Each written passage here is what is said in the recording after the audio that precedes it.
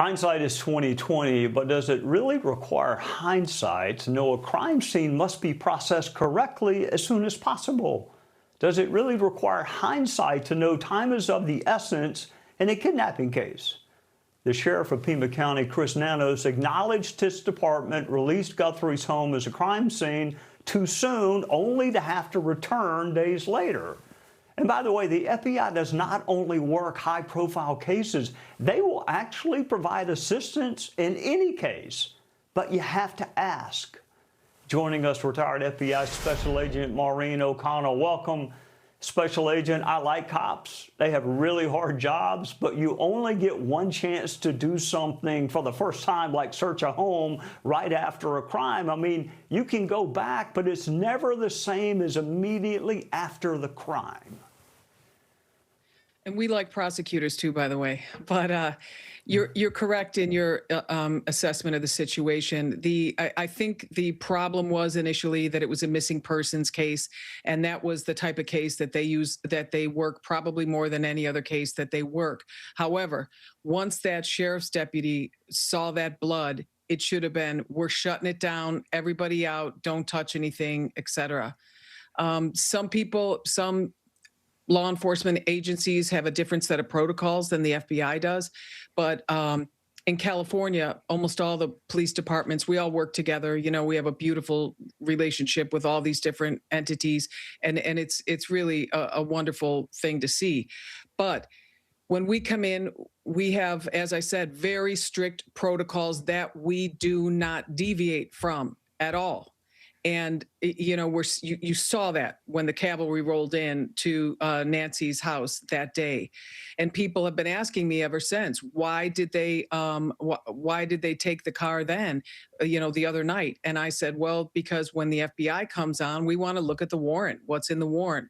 The warrant probably said, yes, search the entire residence, the curtilage, any outbuildings, any vehicles. And, you know the drill. You've helped with those many times yourself. And then when they said, did you guys already process this car? How did it get back here? And they said, no, well, we didn't think it was part of it. That's probably why. That was the impetus behind that car being processed. All right, Special Agent, real life is so different from the movies. I mean, you know that. I know it a little bit. Ransom notes are actually not common in modern day kidnappings. And I'm curious, in this country, not South America, not Mexico, but in the United States, how often in your experience does the kidnapper get the money and also avoid apprehension? Because I never saw it. No, they're not good at avoiding apprehension. That's the good news for the most part. But I worked narcotics and gangs in Los Angeles for 19 years, so I saw some of those kidnappings that you would traditionally see more of in South America.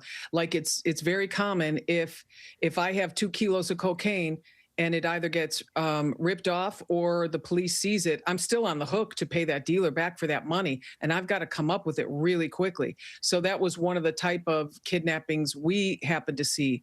But it's interesting, Trey, because all the really seasoned homicide detectives and the people you really respect at work that do a fantastic job, one thing all of them said in all these kidnapping cases that we worked was they would ask the question, does this offender have a predisposition or proclivity toward violence?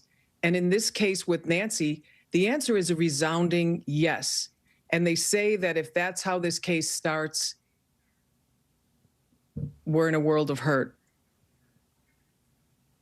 Let me ask you about that. Let me stay with the psychology of it. Profilers, behavioral scientists, they can be incredibly helpful. I use them, but I typically use them when I had run out of leads or did not have a prime suspect in mind. Can they still be helpful here in this case under these facts?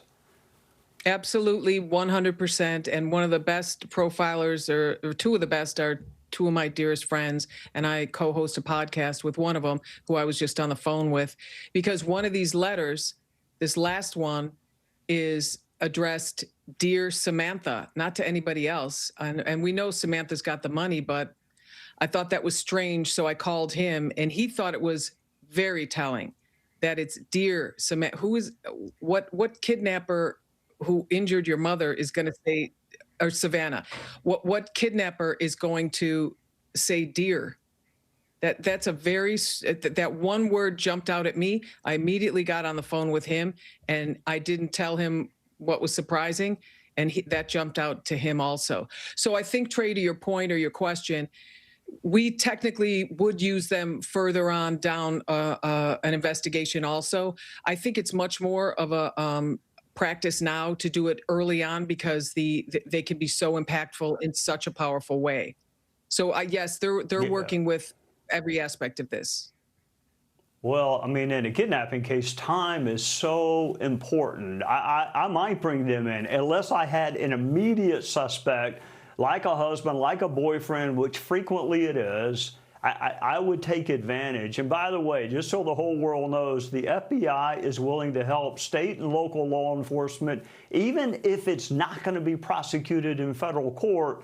So if there's ever a doubt, bring them in. Special Agent, thank you for your service to our country. Hey, Sean Hannity here. Hey, click here to subscribe to Fox News YouTube page and catch our hottest interviews and most compelling analysis. You will not get it anywhere else.